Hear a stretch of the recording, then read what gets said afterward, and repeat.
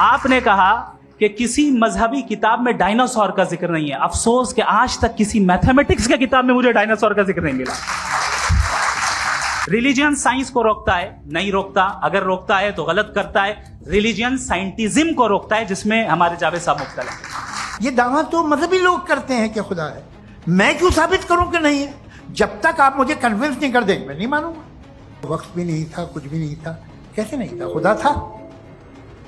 एक एग्जिस्टेंस तो था ना खुदा का। तो जब खुदा था तो वक्त भी होगा। आपने कहा कि भाई सवाल करने से मजहब रोकता है, लेकिन सवाल सिर्फ खुदा से नहीं होगा, आपसे भी होगा। सवाल एथिज्म से भी होगा। सवाल सिर्फ मजहब से नहीं होगा, सबसे होगा।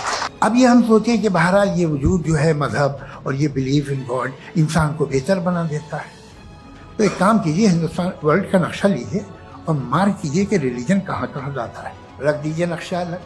अब दूसरा नक्शा कि कहाँ कहाँ नाइंसाफ़ी, रिप्रेशन, औरतों के हुकूक की पामाली, जुल्म, डिक्टेटरशिप कहाँ है।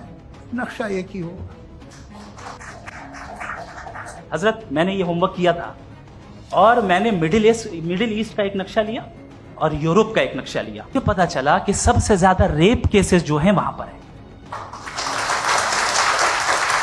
ये दुनिया चल कैसे रही है और इस दुनिया का हाल क्या है? 45,000 बच्चे जो 10 साल की उम्र से कम थे वो गाजा में मरे हैं। भूख से काला हांडी में बच्चे मरते हैं और डिप्थीरिया से मरते हैं। इसलिए आप दुआएं मांगते हैं हमारी, ये काम कर दे वो कर दे, तो इसका मतलब डे टू डे लाइफ में वो इंटरफेयर करता है और ये देख रहा है वो। मैं तर्कों की श्रृंखला में राउंड 2 के लिए मुफ्ती साहब को आमंत्रित कर रहा हूं। आपके पास एक बार फिर से 7 मिनट का वक्त है। शुक्रिया। जनाब जावेद अख्तर साहब कई मर्तबा दोहरा रहे हैं कि फेथ का मतलब बताइए, फेथ का मतलब बताइए। मैंने बता दिया, फेथ सही भी होता है, गलत भी होता है। और आज हम फेथ पे बात नहीं कर रहे, हम ट्रूथ और डज गॉड एग्जिस्ट पे बात कर रहे हैं। क्या डज गॉड एग्जिस्ट, ये ट्रूथ यानी गॉड है या नहीं है, इसमें से दोनों ट्रूथ क्या है। अब आप उसे फेथ कह लें, बिलीफ कह लें, नॉट माई बिजनेस। उसके बाद आपने कहा कि भाई सवाल करने से मजहब रोकता है। मैं कहता हूं जो रोकता है वो रोकता होगा, मैं नहीं रोकता। बल्कि सवाल करें, सवाल करना चाहिए। सवाल कर करके तो हम आगे बढ़ते हैं, तरक्की करते हैं, और इसीलिए मैं आज यहां पे आया हूं। लेकिन सवाल सिर्फ खुदा से नहीं होगा, आपसे भी होगा। सवाल एथिज्म से भी होगा। सवाल सिर्फ मजहब से नहीं होगा, सबसे होगा। और आज मैं सवाल करूंगा और उम्मीद है कि आप जवाब देंगे। अभी तक आपने वैसे कॉन्टिंजेंसी आर्गुमेंट का कोई जवाब नहीं दिया। चलें, आपने कहा यूनिवर्स के बारे में इटर्नल क्यों नहीं बोल देते। ये चूंकि लॉजिकली पॉसिबल ही नहीं है कि यूनिवर्स इटर्नल हो। यूनिवर्स एक कॉन्टिंजेंट चीज है जो टाइम एंड स्पेस के पाबंद है, टाइम एंड स्पेस से बाउंड है। जो टाइम एंड स्पेस से बाउंड होगा वो कॉन्टिंजेंट होगा। जो कॉन्टिंजेंट होगा वो उसकी बिगिनिंग हुई होगी। जिसकी बिगिनिंग हुई होगी वो इटर्नल नहीं हो सकता। ये तो कॉमन सी बात है।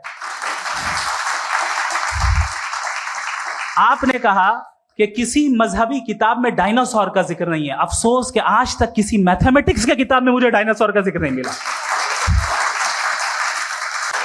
तो इसका मतलब मैथमेटिक्स की किताब बेकार है? नहीं, उसका वो टॉपिक नहीं है। रेवलेशन का और मजहबी किताबों का टॉपिक ये नहीं है कि आपको आके बताए साइकिल कैसे बनाते हैं, या आकर ये बताएं कि जो है डायनासोर कब था। वो तो मोरालिटी सिखाने आया है, गॉड के बारे में बताने आया, नॉन फिजिकल रियलिटी की हकीकत को सिखाने के लिए आया। रिलीजियन साइंस को रोकता है? नहीं रोकता। अगर रोकता है तो गलत करता है। रिलीजियन साइंटिज्म को रोकता है, जिसमें हमारे जावेद साहब मुब्तला हैं। साइंस और साइंटिज्म में फर्क है। साइंटिज्म यह है कि आप समझें कि साइंस और साइंटिफिक मेथोडोलॉजी ये नॉलेज को हासिल करने का वाहिद सोर्स ऑफ नॉलेज है। यह है साइंटिज्म। हम इसे रिजेक्ट करते हैं। हम साइंस को तो तरक्की करते हैं। भाई आप हमारी पूरी तारीख कर लें, पढ़ लें तो आपको पता चल जाएगा। बहरहाल ये अलग टॉपिक है। उसके बाद इन्होंने एक लफ्ज कहा, वेटिकन ने फतवा दिया। वेटिकन का फतवे से कोई ताल्लुक नहीं है, दोनों कॉन्ट्राडिक्टरी अल्फाज हैं। उसके बाद उन्होंने कहा कि भाई हमें नहीं मालूम। अगर नहीं मालूम तो क्लियरली कह देना कि नहीं मालूम है, इसमें क्या हर्ज है। तो वही तो मैं कह रहा हूं ना कि आप कह दें कि नहीं मालूम, लेकिन क्लेम क्यों कर रहे हैं कि गॉड एग्जिस्ट नहीं कर रहा है।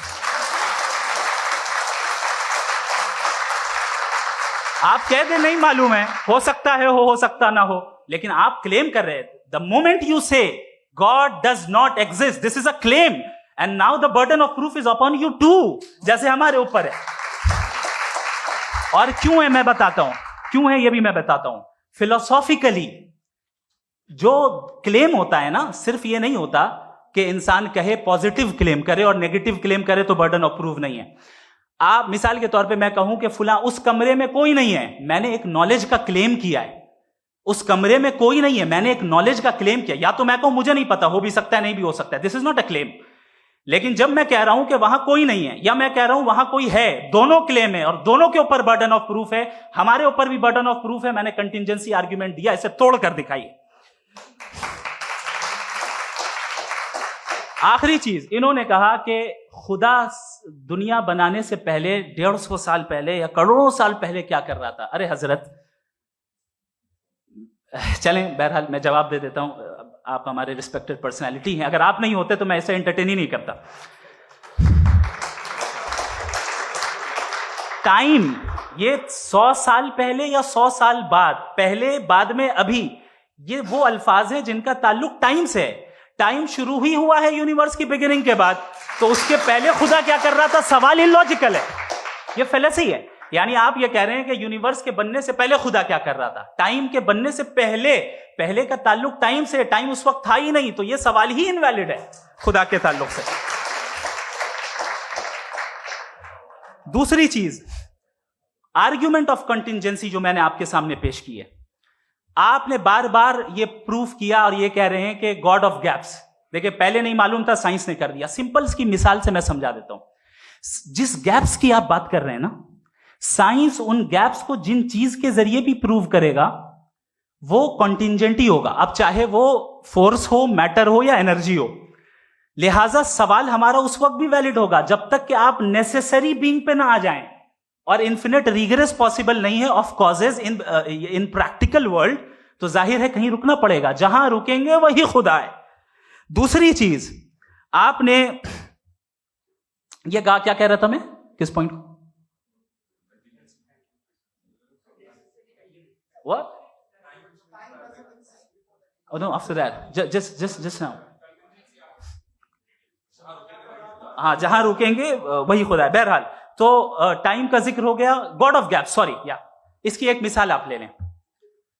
एक कार है, एक साहब ने देखा कि भाई कार जो है उसके व्हील्स कितने अच्छे लगे हुए हैं, सही जगह पे, स्टीयरिंग जो है कितने अच्छे जगह पे लगी हुई, और सीट्स कितने वेल डिजाइंड है, कितनी प्रिसाइजली ये कार काम कर रही है, तो जरूर कोई ना कोई इसे क्रिएट किया है, किसी ने क्रिएट किया है। अब जावेद साहब आए और कहे अरे जनाब बोनेट खोलिए, इसमें इंजन है, इंजन इस कार को चला रहा है, hence prove no one has created the car. This is illogical, this is irrational. आपने इंजन के जरिए उस गैप को तो साबित किया, लेकिन क्या उससे कार की जो क्रिएशन है और उसका जो क्रिएटर है ये इम्पॉसिबल हो जाए, ऐसा पॉसिबल है? उसका सवाल खत्म हो जाए, ऐसा पॉसिबल है? नहीं। आपने गैप्स को फिल करके, कॉन्टिंजेंट चीजों से गैप्स को फिल करके हमारे ऑब्जर्वेशन को और ब्रॉड कर दिया। अब हमें और पता चल गया कि ये जो कार है इसका सिस्टम कितना ज्यादा कॉम्प्लेक्स है। पहले कम समझते थे, अब कॉम्प्लेक्सिटी और ज्यादा वाजे हो गई। अब हमें समझ में आ रहा है कि हमारी सर्टेनिटी और बढ़ गई कि जरूर इस कार को किसी ना किसी ने बनाया। यही मामला यूनिवर्स का है। साइंस हमेशा फिजिकल वर्ल्ड की चीजों को ही फिल करती जाएगी और फिजिकल चीजों से ही करती जाएगी, चूंकि एम्पेरिकल एविडेंस का ताल्लुक फिजिकल वर्ल्ड से है। आप साइंस के जरिए मेटाफिजिकल रियलिटी को कभी साबित नहीं कर सकते। ये रॉन्ग टूल का इस्तेमाल करना है। ये वही काम है कि आप मेटल डिटेक्टर से प्लास्टिक डिटेक्टर करने चलें, जो कि जाहिर है सही नहीं है। Thank you.